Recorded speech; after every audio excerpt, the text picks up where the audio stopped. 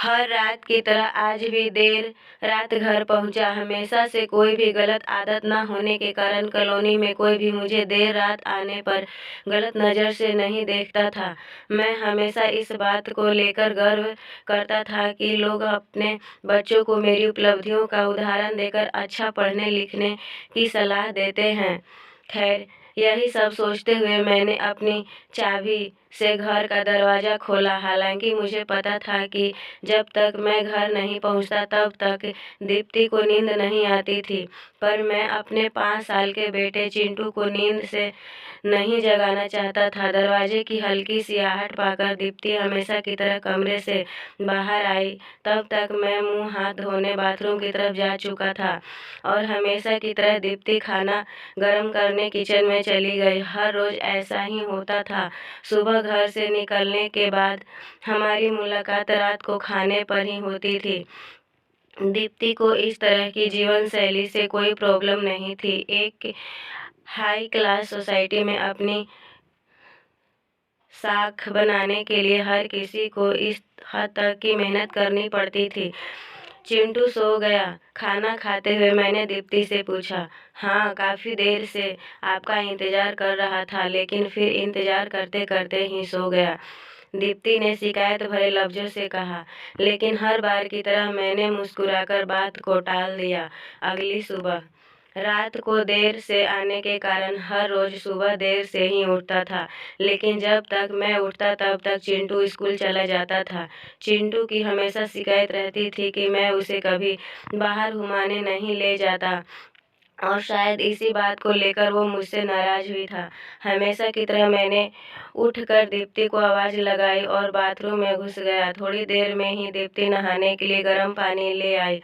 तुम नहीं होते तो मेरा क्या होता? हमेशा की तरह मैंने पानी की बाल्टी लेते हुए अपना घिसा पीटा डायलॉग मारा और हमेशा की तरह ही दीप्ति मुस्कुराते हुए खाने की तैयारी करने किचन में चली गई।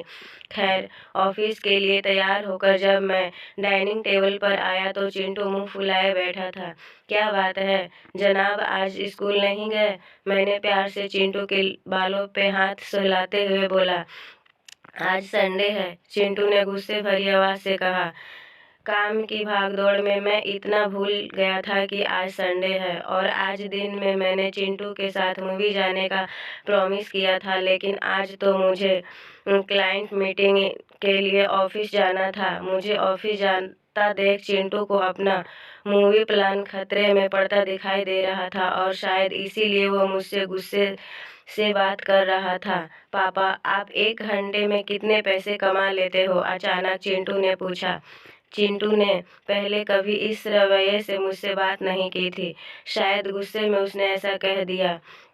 लगभग 1,000 रुपया, मैंने कहा। क्या आप मुझे 500 रुपये उधार दे सकते हो? चिंटू ने कहा। लेकिन तुम्हें पैसे क्यों चाहिए? मैंने थोड़ा गंभीर होते हुए पूछा। मुझे चाहिए, चिंटू ने बनावटी मुंह बनाते हुए कहा। खैर, मैंने चिंटू को 500 रुपये दे दिए। चिंटू उठा और अंदर से अपनी गुल्लक ले आया। चिंटू ने अपनी गुल्लक से 500 रुपये निकालकर 1,000 रुपया मेरे हाथ में रखते हुए कहा। क्या आप कल मुझसे आपका 1 घंटा दे सकते हैं? मुझे आपके साथ बैठकर खाना खाना है।